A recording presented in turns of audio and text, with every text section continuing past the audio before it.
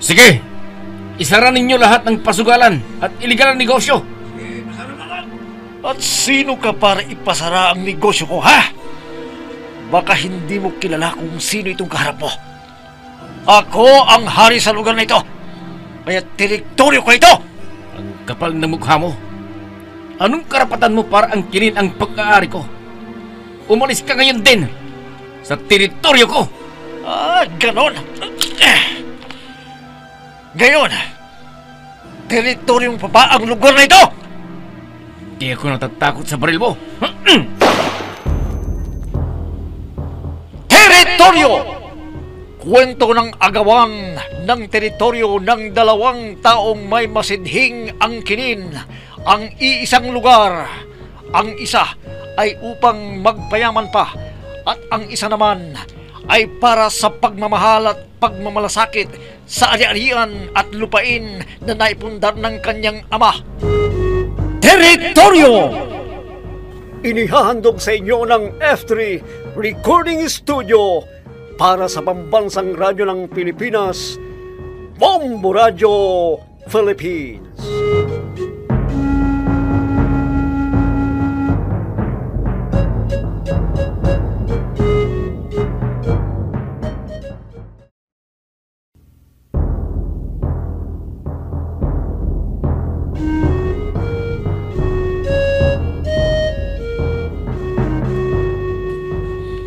At ngayon mga kaibigan, narito ang pagpapatuloy ng ating dulang pinamagatang Teritoryo! Kung kayo ang napipisil ni Mayor na i-endorso niyang kandidato, nakapalit niya, bakit hindi? Ibig sabihin po pa, ay malaki ang tiwala niya sa inyo. Oo nga eh. Hindi nga sumagi sa isipan ko na papasok ako sa mundo ng politika. Papa, hindi nga pumasok sa isipan ninyo ang pasukin ang politika, pero ang politika naman ang lumalapit sa inyo. Ibig sabihin yan, may nakikita si Mayor Sandoval na katangian ninyo na pakikinabangan ng taong bayan. Hindi ko alam. Sa ngayon ay hindi ko pa alam kung ano ang desisyon ko. Papa, pagkakataon ninyo na lumalapit sa inyo, sa pagkakataong makapaglingkod kayo sa tao, makakawalan niyo pa ba? Hayaan mo't pag-iisipan ko iho. Huwag niyo nang pag-isipan, Papa. Magandang pagkakataon ang inaalok sa inyo ni Mayor Sandoval. Kaya sunggaban niyo na.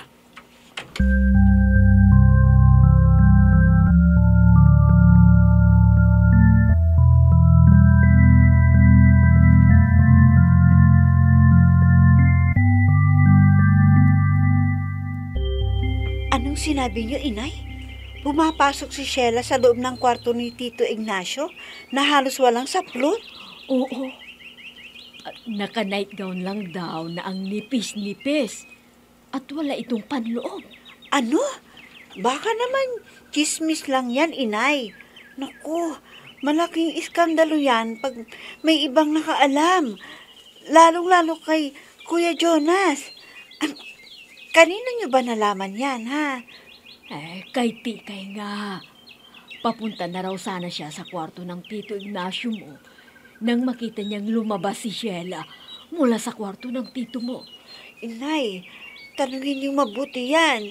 Baka namalikmata lamang si Tikay. Yun na nga rin ang iniisip ko. Hindi totoo yan. Parang imposible yatang isiping inaakit ni Sheila si Tito Ignacio. Hindi papatol ang tito sa napakabatang tulad ni Sheila. Kasing edad ko lamang si Sheila, Inay. At lalong ayoko ring isipin na ang Tito Ignacio mo ang may kagustuhan. Una, bakit siya pinupuntahan ni Sheila? Hindi ba dapat ang Tito Ignacio mo ang pumupunta sa kwarto ni Sheila? Yun na nga ho eh. Para namang hindi niyo kilala si Tito. Ang dami-dami na kayang mga babae ang nagtangkang tuksuhin siya, pero never silang pinapatulan ng tito.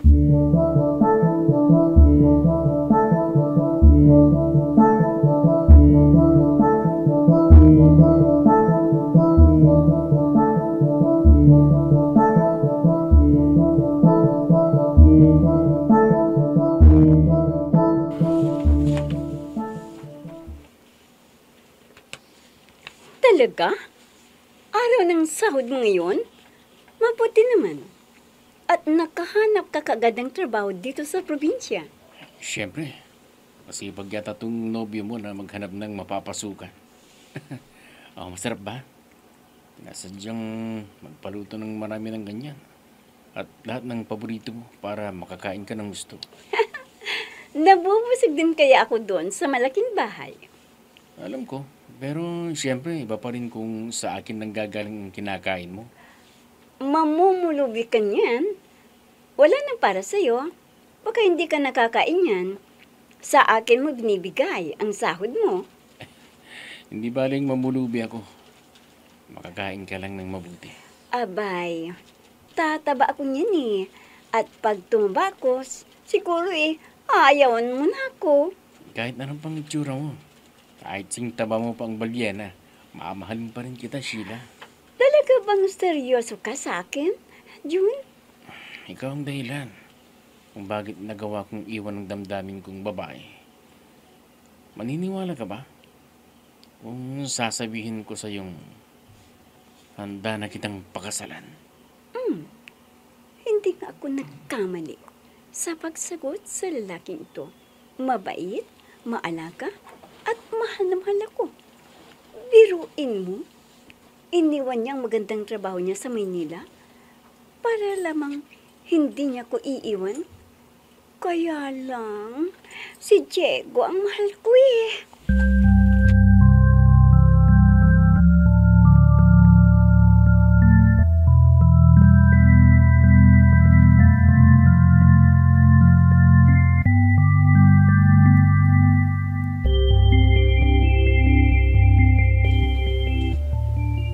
Oh, natahimik ka. Huwag kang mag-alala. Naiintindihan naman kita eh. Dati kasi akong binabae. Parang hindi ka panipaniwala na... Huwag kang magsalita ng ganyan.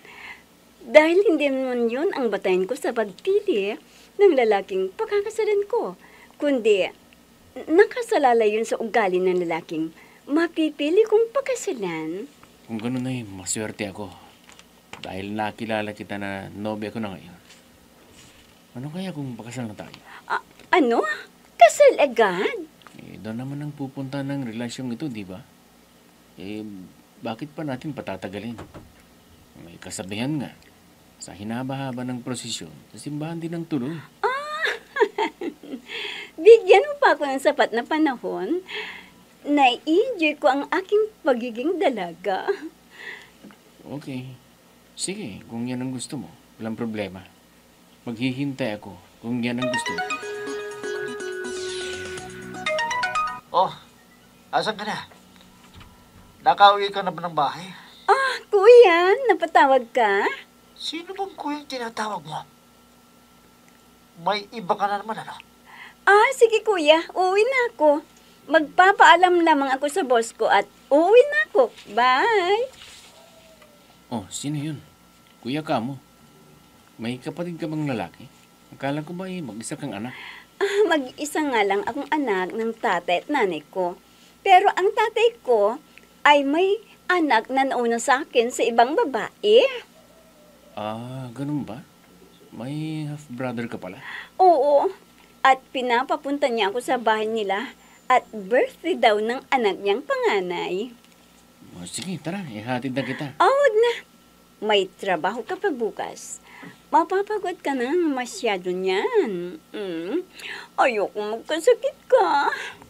Oo na. Ang sweetheart ko talaga. Napaka-sweet, oh. O tara na, kung gano'n. Para hindi ka nagabihin.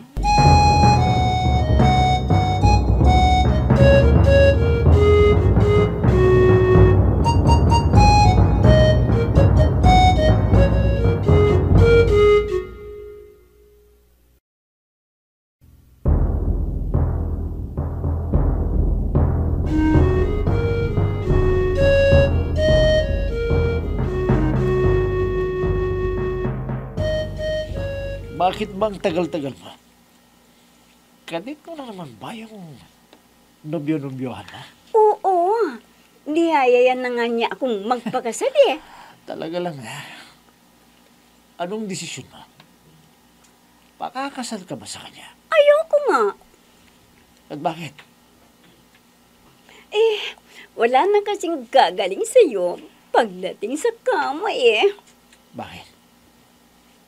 Nagkatikiman na ba kayong dalawa na? Ha? Hay nako. Paano naman ako matitikman? Noon ay bakla pa siya. Anong sinabi mo?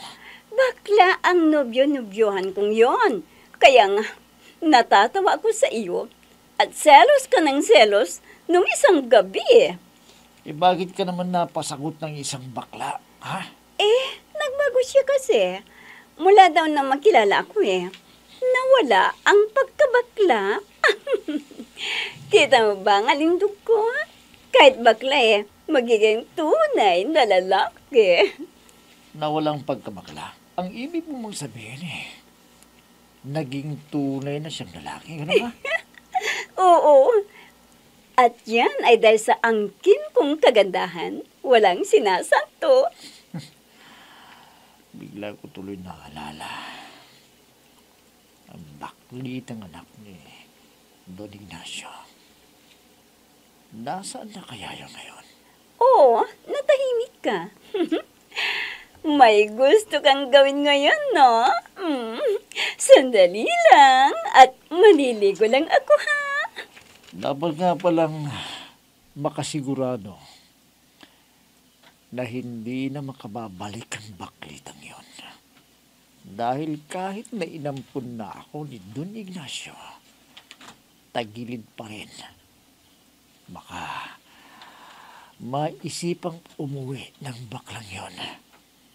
Delikado pa rin ako.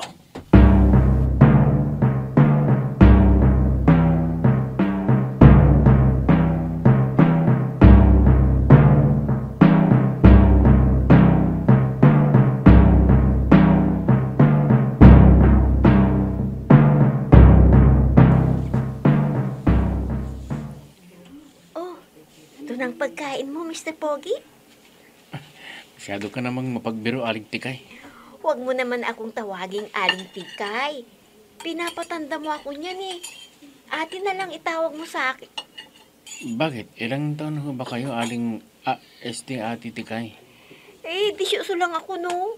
Ano? 18? Ibig mo sabihin matanda pa ako sa'yo ng 4 na taon? Tumpak! Yung totoo, 18 nga, kulit mo. 18 ka lang? Bakit ang itsura mo parang 40 anyos ka na? Grabe naman to. Kung makapanglait wagas. Ikaw naman Aling Tikay. Huwag mo na kasing pagkailang edad mo. Dapat nga proud ka dahil narating mo na ang 40 anyos At talagang Aling Tikay pa rin ang tawag mo sa akin, no? Mas matanda ka pa nga sa akin Totoo ang sinasabi ko, Aling Tikay. Sa tingin ko nga sa'yo kaedad mo ang papa ko. Ano ka mo? Papa? Papa ang tawag mo sa ama mo? Ha? Naku, natulas ako bakit? Hindi ba't karamihan tawag ngayon sa mga magulang papa, mama, mami, daddy, di ba? Hindi na uso ngayon ang inay, itay, o tatay, nanay na tawag. Ko siguro, Aling Tikay, itay o tatay yung tawag mo sa mga magulang mo kasi ipinanganak ka ng panahon pa ni Limahong. Sige. Pagtawanan mo pa ako. Wala kang pagkain bukas bago ka aalis dito. Naku, Aling Tikay, ang bata-bata mong tignan Sa tingin ko 50 anyos ka na. Naku, pinatanda pa nito. Tama lang pala na Aling ang itawag ko sa'yo, Aling Tikay, kasi 22 anyos lamang ako. Kaya nga ate na lang tawag mo sa akin para hindi halatang 40 anyos na ako.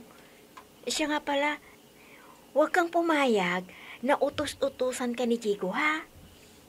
Diego? Sino Diego? Yung lalaki na laging kasama ni Don Ignacio. Yung anak ni Don Ignacio? Naku, hindi yun anak ni Don Ignacio, no? Mayabang lang yun. Kung umasta, akala mo kung totoo ng anak ni Don Ignacio. Pero ang totoo ampun lang yun. Talaga bang inampunan ni Don Ignacio ang Diego na yun? Yan ang sinasabi ni Diego. Pero wala namang sinasabi sa amin si Don Ignacio. Lagi lamang sinasabi sa amin ay magtulungan daw kami. Walang away dahil pari-pareho lamang daw kami. Ah, ganun ba? Oo kung talagang inampunan ni Don Ignacio yun, di sana'y sinabi na niya sa amin. Pero hindi Ay naku, may sasakyang dumating. Sina Don Ignacio na yan. Sige yung sinabi ko sa'yo, huwag kang paaapi sa Diego na yun.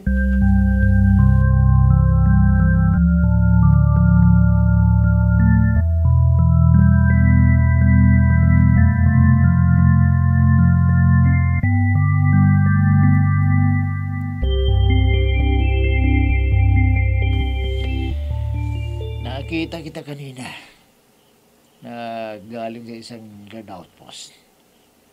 Ano bang ginawa mo doon, ha, Tikay? Wala. Anong walang sinasabi mo? Nakita kong may dala kang plato, wala kang ginawa doon. Ano kasing pakialam mo kung may dala akong pinggan? Di magdala ka rin ng sarili mong pinggan kung gusto mo. Alam mo, pasalamat ka nga eh. May pinag-aralan akong tao eh. Dahil kung hindi, kanina pa kita inupakan.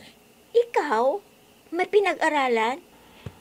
Lingwahe mo pa nga lang Ipinagkakailana ang sinasabi mong may pinag-aralan ka. Diego, pag nakuha mo na ang gusto mo, ang babaeng itong unang-unang dispatchahin. Natahimik ka dahil totoo. Makaalis na nga dito. Baka uutusan naman ako ng mayabang na ito. May araw ka rin babae ka. Teka nga, titingnan kong outpost na pinanggalingan ng babaeng ito. Dahil malamang, ang bagong gwardiya ang hinatiran niya ng pagkain.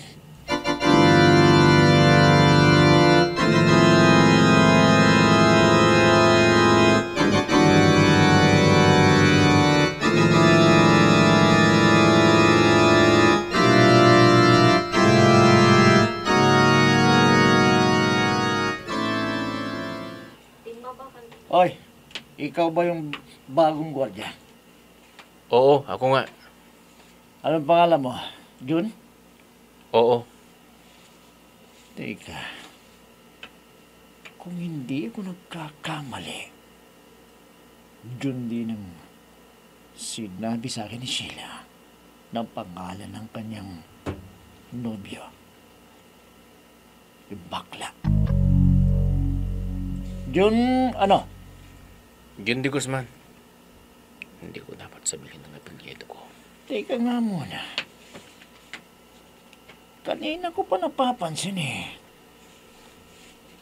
Wala ka malang karespeto sa pakikipag-usap sa akin, ha?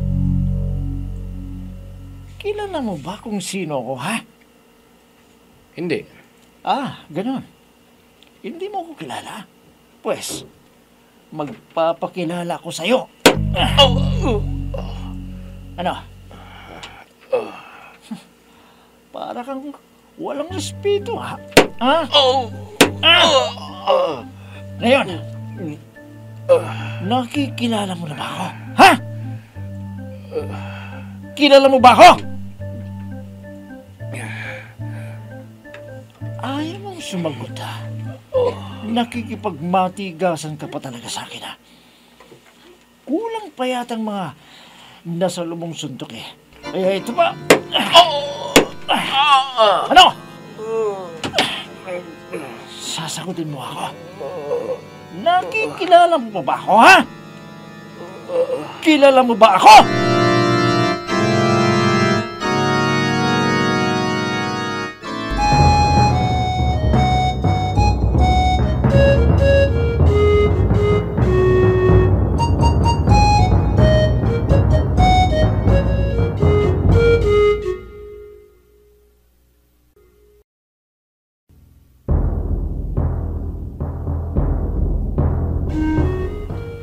Ano kaya ang mangyayari sa tagpong yun? Mga kaibigan, huwag ninyong kaligtaang subaybayan ang pagpapatuloy ng ating dulang pinamagatang teritoryo! Mga nagbibigay buhay sa ating dula ay sina Mayra Abrihal Narnola, Susan Malikdem, Robert D. Guzman, Jun Cabato, Ami Diaz, Oscar Ora, technical supervision at sa musika ni Oscar Ora, nilapatan ng tunog ng inyong lingkod. Mula sa panulat ni Andrea Solar at sa direksyon ni Jun Cabato. Teritoryo! Inihahandog sa inyo ng F3 Recording Studio para sa pambansang radyo ng Pilipinas, Bombo Radio Philippines.